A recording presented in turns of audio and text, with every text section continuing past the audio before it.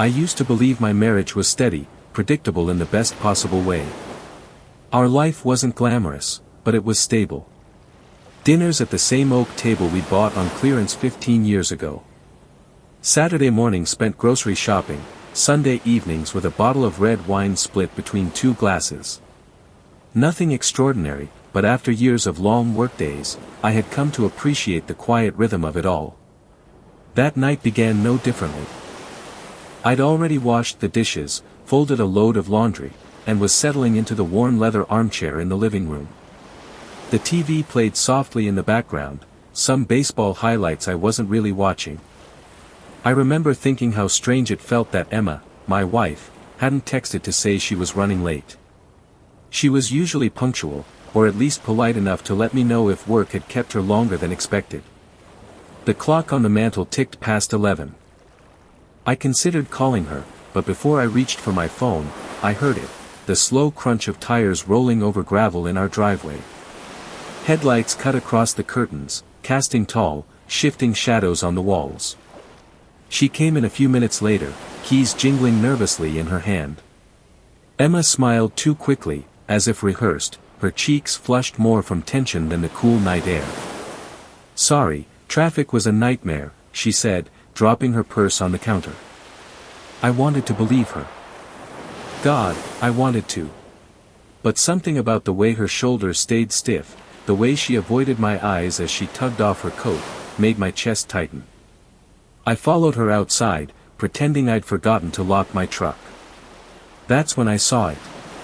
The passenger side of her car glistened under the porch light, streaked with deep, ugly scratches across the paint. Not the kind of mark you get from squeezing into a tight parking space. These were wide, jagged scrapes that told a different story, a story of speed, of metal against metal. "Jesus, Em," I called out, trying to keep my voice steady, "what happened to the car?" She froze for a fraction of a second before forcing a laugh. "Oh, that?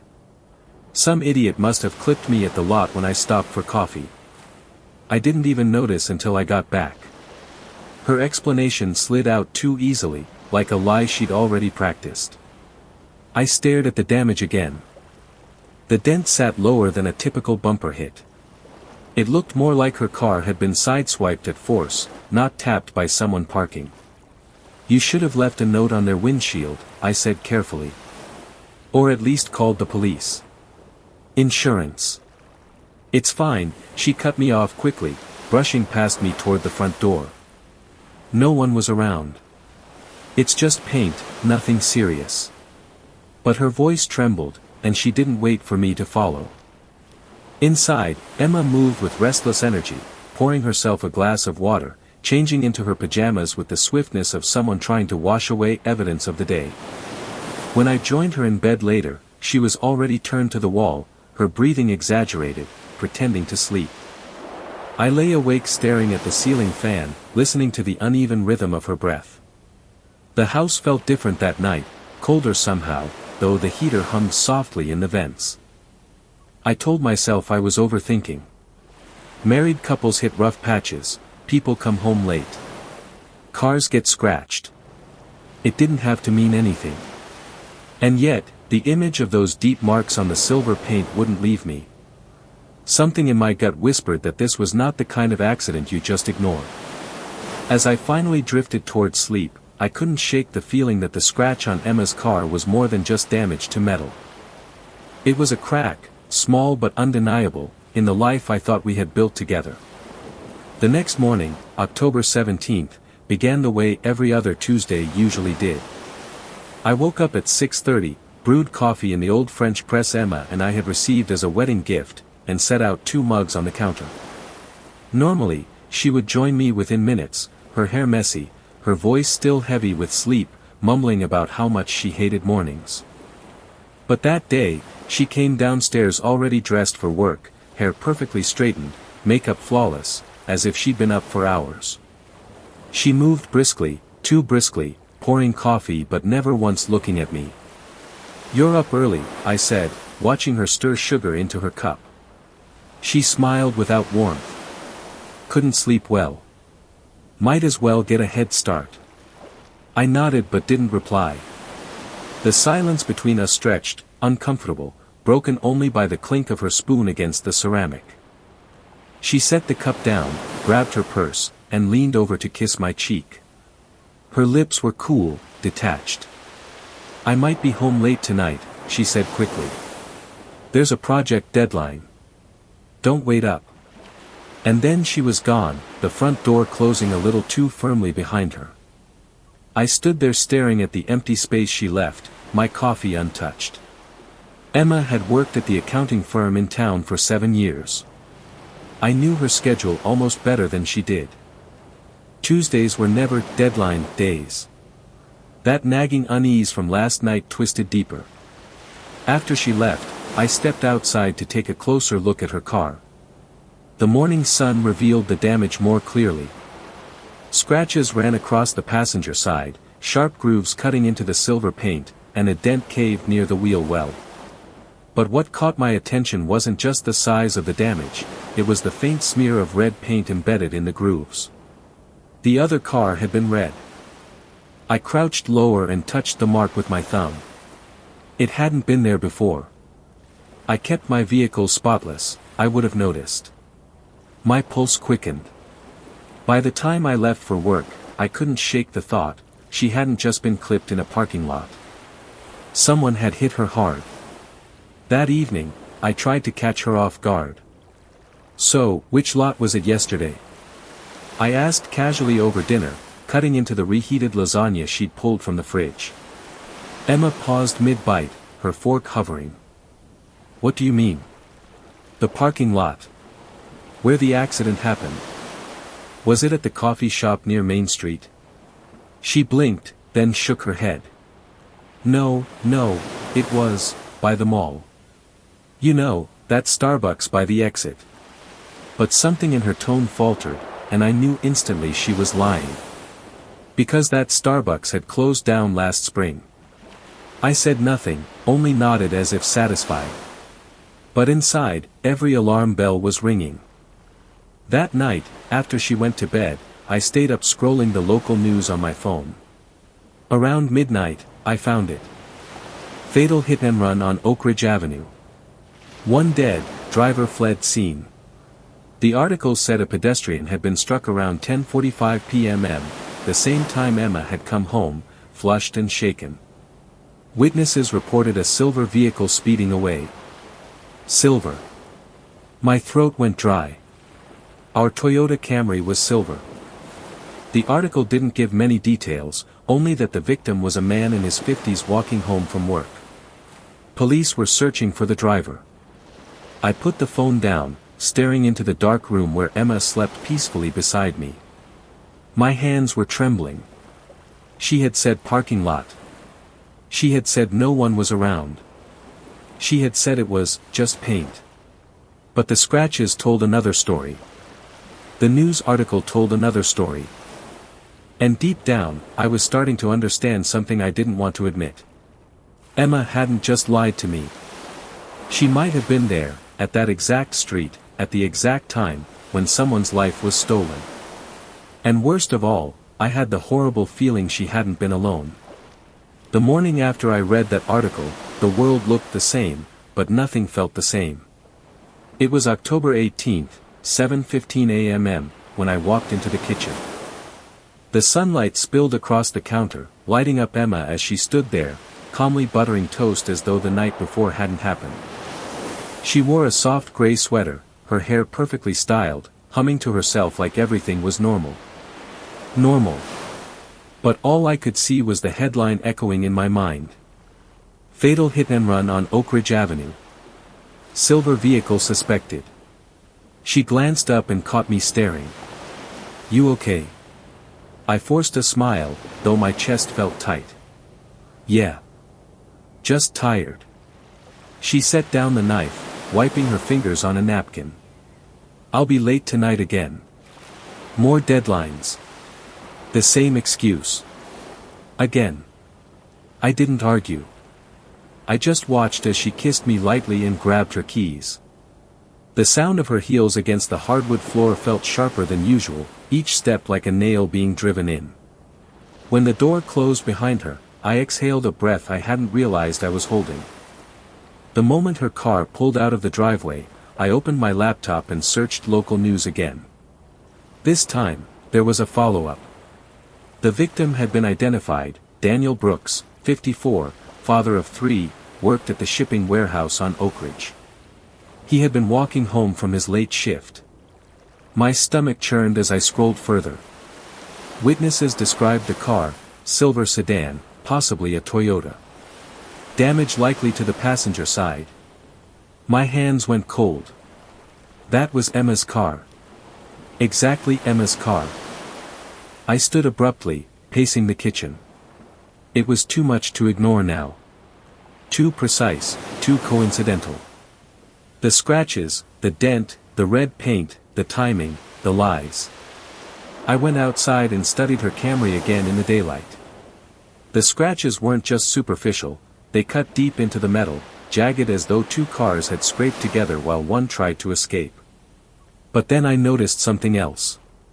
Near the bottom edge of the bumper, dried and dark, there was a faint smear. At first, I thought it was dirt.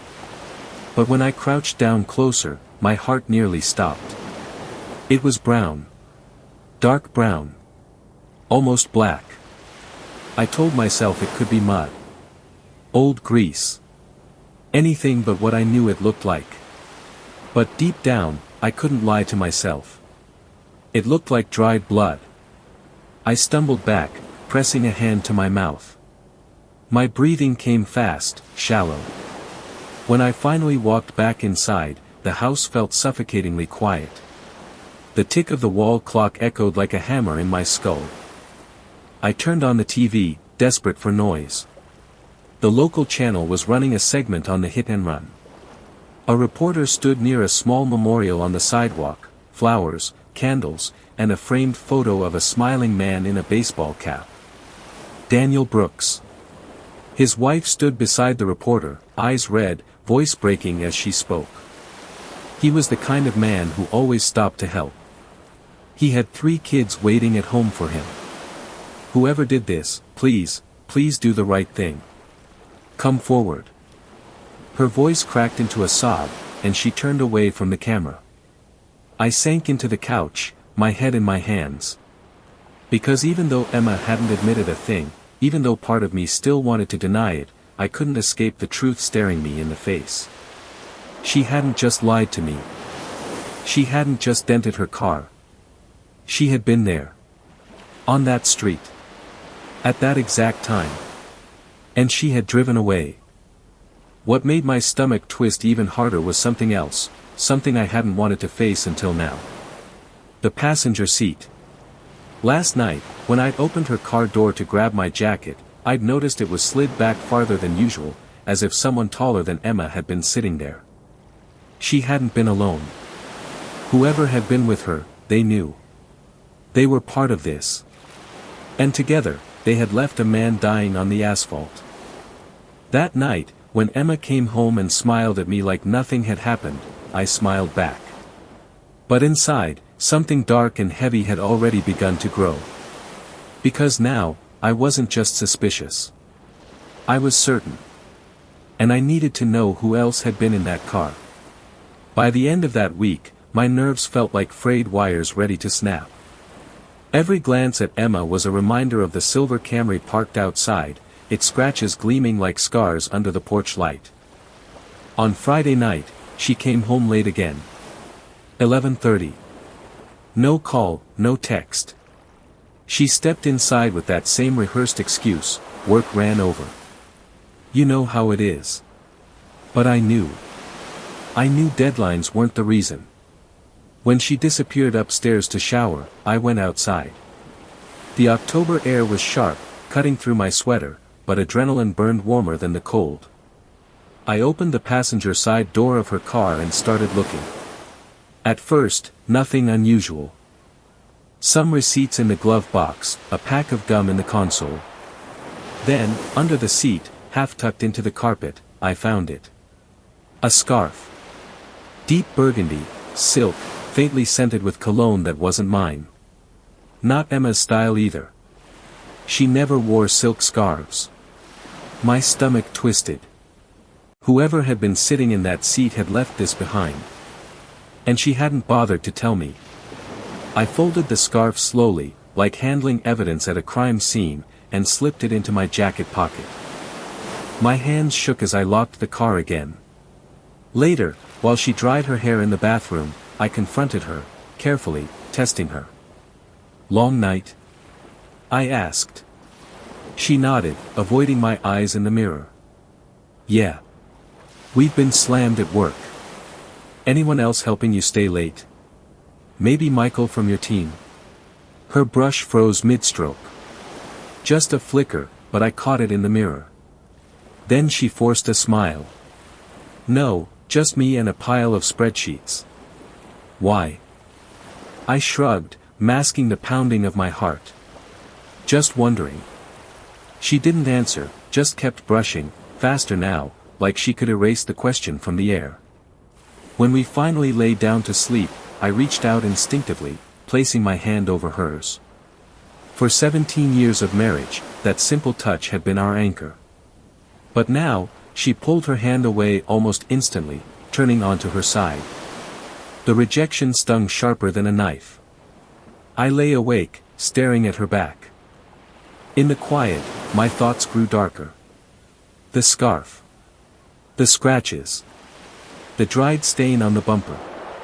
The passenger seat slid back farther than her short legs could reach. Emma wasn't just lying. She was protecting someone. The next morning, I tested her again. Over breakfast, I mentioned casually, "Funny thing, I saw on the news that the police are looking for a silver Toyota in connection with that accident on Oak Ridge." Her fork slipped, clattering against the plate. Her eyes flicked up, wide for a second, before she quickly masked it with a laugh. "Half the cars in this town are silver Toyotas," she said, forcing a bite of toast. "Could be anyone." "Yeah," I replied, my voice flat. "Could be." But I saw it, the way her hands trembled, the way she couldn't finish her food. That night, after she fell asleep, I sat at the kitchen table staring at the burgundy scarf. My fingers traced its smooth edges, and a single thought pulsed in my mind like a drumbeat. Who was in the car with her? By the time the weekend arrived, I knew silence was no longer an option. Living in doubt was eating me alive. Emma's smiles felt rehearsed, her words hollow, her body language wrong. And I couldn't keep pretending. Saturday morning, she left early, claiming she had to run errands. I waited until the sound of her car faded down the street before I slipped into our bedroom. Her phone sat on the nightstand, plugged into the charger. Normally, I would never have touched it. 17 years of marriage had taught me that trust was sacred. But trust had already been shattered. My hands trembled as I unlocked it. She never used anything complicated, just a 4-digit code. Her birthday. The phone opened, and my chest tightened. I went straight to her call history. At the top, repeated over and over, was one number I didn't recognize.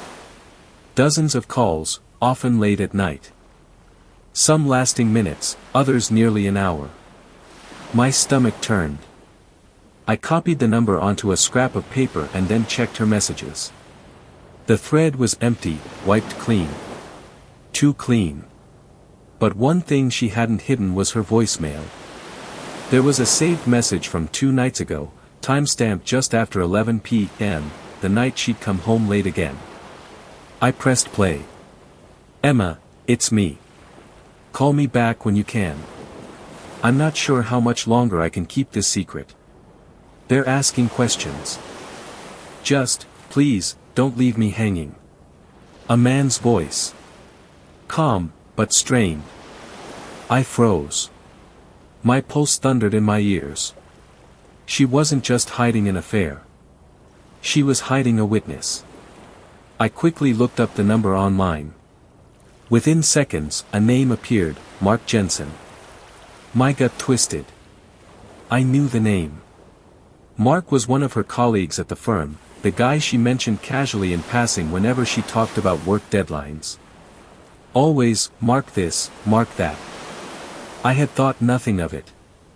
Now I knew better. I closed the phone and returned it to the charger, arranging it exactly as it had been. My reflection in the dresser mirror looked pale, almost sickly. By the time Emma returned that afternoon, smiling like everything was fine, I was ready. "How were the errands?" I asked, keeping my voice even. "Oh, just groceries and dry cleaning," she said, setting bags on the counter. Her tone was light, but her eyes flicked past me, never meeting mine. I stepped closer. "Did you run into anyone you know?" She frowned, caught off guard. "No." "Why?" "No reason," I said quietly, turning away before she could see my expression. That night, while she slept soundly beside me, I lay awake staring into the dark, Mark Jensen's name echoing in my mind. He was the one in the car. He was the one who'd called her, panicked. And he was the one helping her bury the truth about a man left dead on Oak Ridge Avenue. It wasn't just suspicion anymore. It was fact. And now, I needed proof. On Sunday afternoon, October 22nd, I drove to Oak Ridge Avenue. The police had already cleared the scene, but you could still feel the weight of what had happened there. The air was heavy, hushed, as though the street itself remembered. I parked a block away and walked toward the intersection.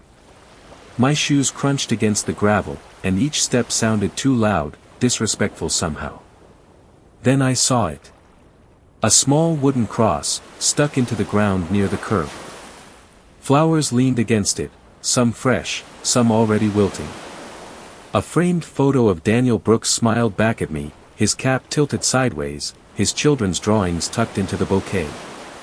Someone had scrawled in marker on a poster board. "Justice for Dad." My throat closed. I looked down. Faint black streaks scarred the asphalt, a pair of long skid marks veering toward the sidewalk. They ended abruptly where the memorial stood.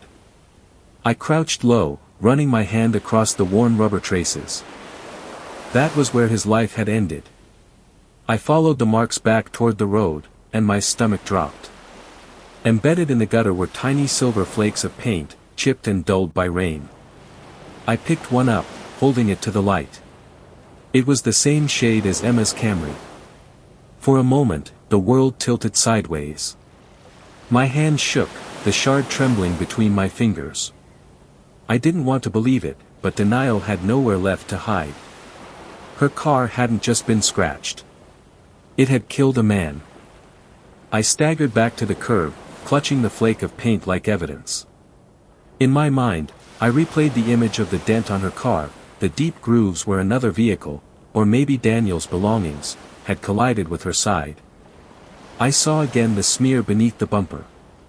That dark, dried stain. It wasn't grease. It wasn't dirt. It was blood. A rush of nausea hit me, and I had to lean against the stop sign to steady myself. Across the street, a neighbor stood on his porch smoking a cigarette, watching me with mild curiosity. I quickly pocketed the paint chip and walked back to my truck. The drive home blurred. My knuckles whitened around the steering wheel, and every car that passed seemed to echo the Camry's silver silhouette. When I pulled into the driveway, Emma's car was parked neatly in its spot. The late afternoon sun reflected off its hood, and for a split second, I saw not just a vehicle but a weapon. A weapon she had driven. Inside, she was sitting at the kitchen table, scrolling her phone. She looked up, smiling faintly. "You're back early. Where'd you go?" I swallowed hard. "Out. Just needed some air." Her eyes lingered on me, searching, and for a terrifying second, I wondered if she could hear my thoughts. I forced myself to sit across from her, trying to mask the storm inside me. She reached for my hand, almost automatically, but stopped halfway and withdrew. The silence stretched. And in that moment, watching her thumb flick idly across her phone screen, I realized something chilling. Emma wasn't weighed down by guilt. She wasn't consumed by regret. She was calm. Too calm. Because she wasn't carrying the burden alone. Mark Jensen was carrying it with her. And together, they were burying the truth. By Monday morning, I couldn't hold it in anymore. The name Mark Jensen repeated in my mind like a curse. Every time Emma said she was working late, I saw his number flashing across her call history, his voice whispering through the voicemail. I needed to see him. Face to face. So I drove to her office building downtown. It was nearly lunchtime and employees trickled in and out of the glass doors, clutching coffee cups and takeout bags. I parked across the street, my hands gripping the steering wheel so tightly the leather creaked. And then I saw him. Mark Jensen. Mid-40s, tall, athletic build, dark hair brushed neatly to the side. He carried himself with that easy arrogance I'd seen before in men who thought the world bent to their charm. He walked out of the lobby laughing at something a coworker said, then peeled away, pulling his phone from his pocket. I stepped out of my truck and crossed the street. Mark. I called. He turned, puzzled, scanning my face. Yeah. I stopped a few feet away, my chest burning. I'm Emma's husband. His expression shifted instantly, from confusion to caution. His jaw tightened, and he slipped the phone back into his pocket. Okay, what's this about? You tell me, I said flatly. You've been calling her at night. Leaving messages. Hiding something. He glanced around, lowering his voice. Look, I don't know what you think you know. I cut him off. I know enough. Oak Ridge Avenue. October 17th. A man's dead. And you were there. The color drained from his face. His eyes darted to the sidewalk, then back to mine. Keep your voice down, he hissed. So it's true, I whispered, stepping closer. Mark exhaled sharply, running a hand through his hair. It wasn't supposed to happen like that. He came out of nowhere. I didn't even see him until it was too late. The words hit me like a blow, but I forced myself to stay still. You were driving? He swallowed hard. Yes.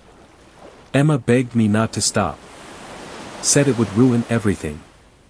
So we. My fists clenched so tight my nails dug into my palms. So you ran. You left him to die. His voice cracked. We panicked. If I could go back, I would. You can't go back, I snapped. My voice shook, my body trembling with rage. You and my wife killed a man, then came home and lied to me every damn day since. Mark's eyes narrowed, suddenly defensive. She's not the one you should be angry at. I was behind the wheel. She was terrified, that's all. Don't take this out on her. But that only fanned the fire in my chest. Terrified? I spat. Terrified enough to crawl into bed beside me like nothing happened. Terrified enough to protect you instead of the truth. We stood there, inches apart, the city noise buzzing faintly around us.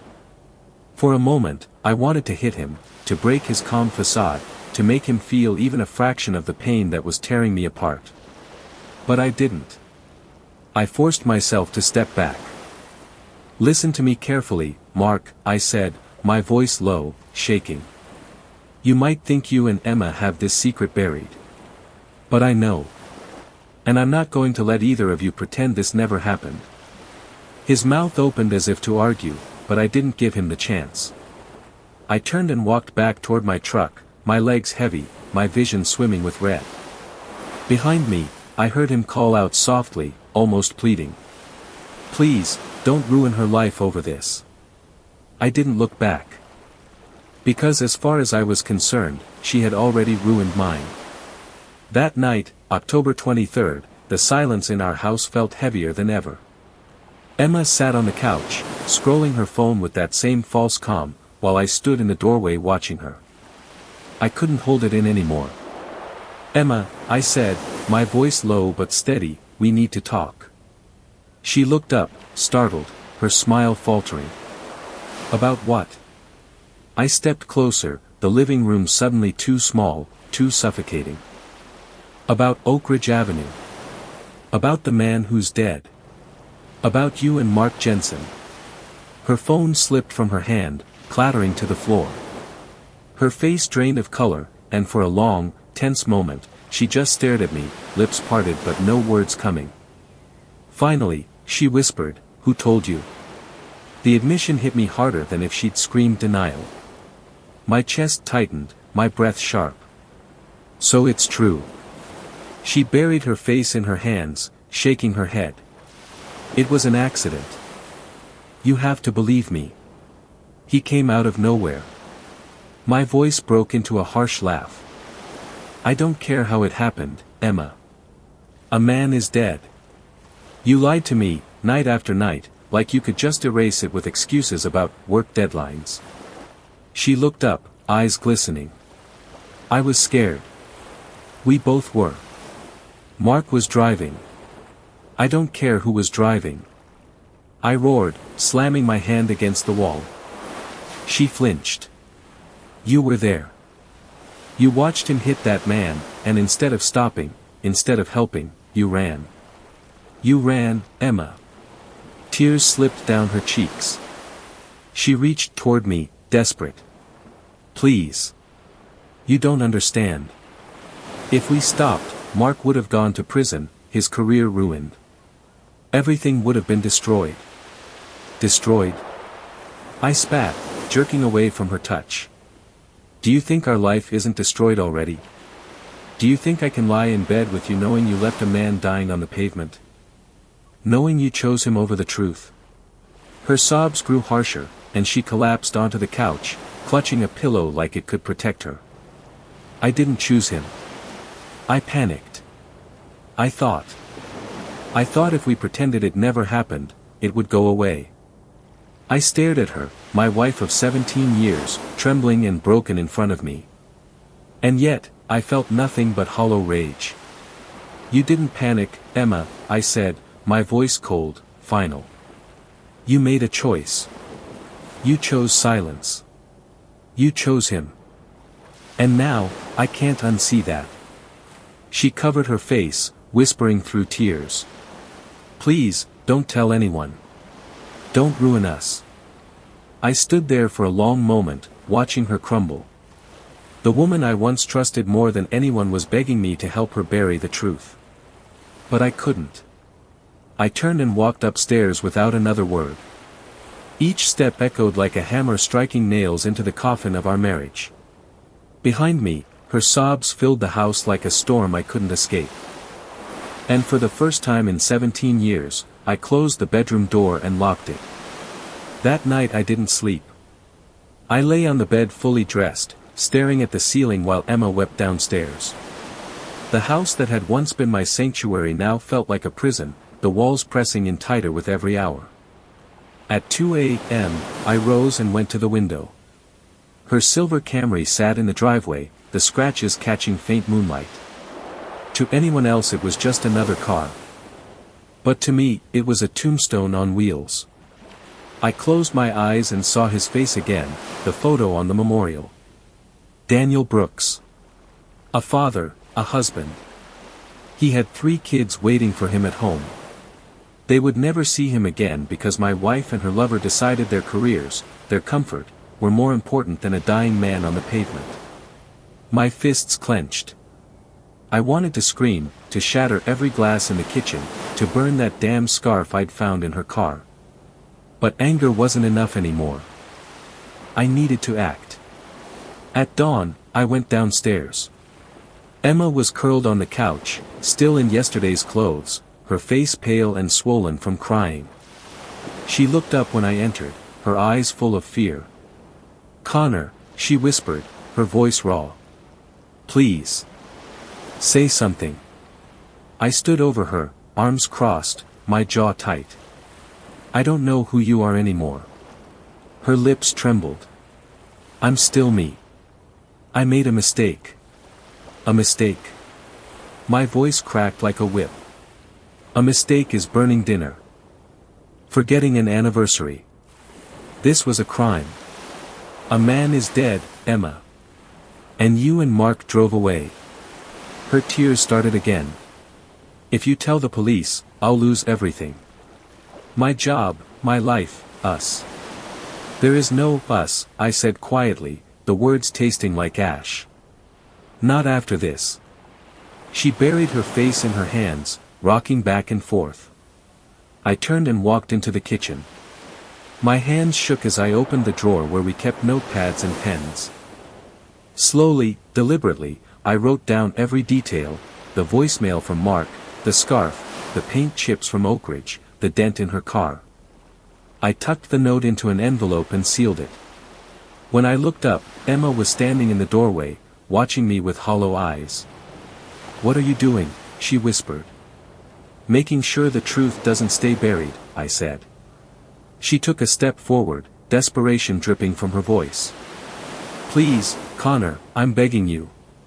If you go to the police, you'll destroy me." I met her gaze, my chest heavy with grief and fury.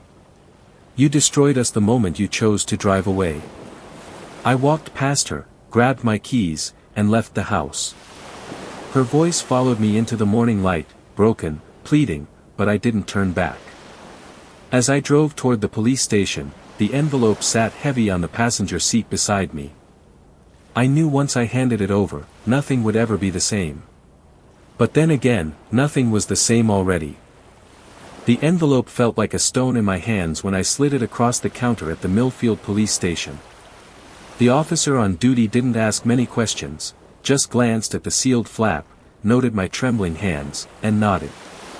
"We'll take it from here, sir." That was October 24th. By October 30th, everything I thought I knew about my life had unraveled. They came for Mark first.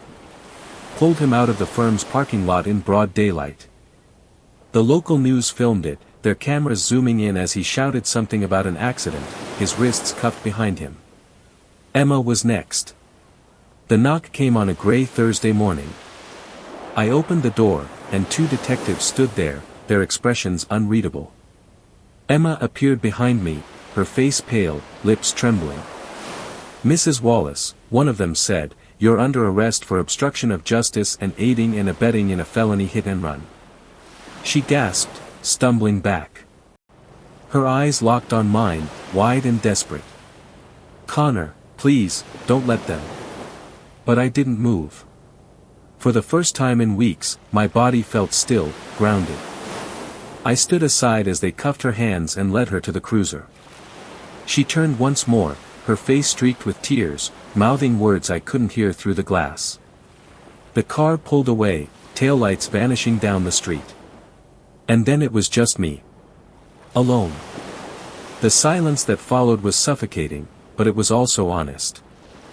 That night, I walked through the house, each room echoing with ghosts. The bedroom smelled faintly of her perfume. The kitchen still held her coffee mug on the counter, half finished. On the couch lay the pillow she'd clutched during our last fight, the fabric still dented from her grip. I sat down in the living room and turned on the TV. The news replayed the story, Daniel Brooks's widow, holding their youngest child, thanking the police for progress in the investigation. Her voice broke as she said, "At least now we have hope for justice." Hope. The word echoed in my chest, foreign and fragile. I thought about Emma, her laugh, her touch, the 17 years we'd shared. And I thought about the moment she chose silence over truth, him over me. Betrayal has many forms, but hers was the kind you never recover from. I poured myself a glass of whiskey and sat in the dark, listening to the creak of the house settling around me. Outside, the wind carried the faint sound of passing cars. Each one made me flinch, as if I'd never again hear an engine without remembering Oak Ridge Avenue. The world hadn't ended. But the life I once had was gone. And in its place was a quiet I didn't yet know how to live with.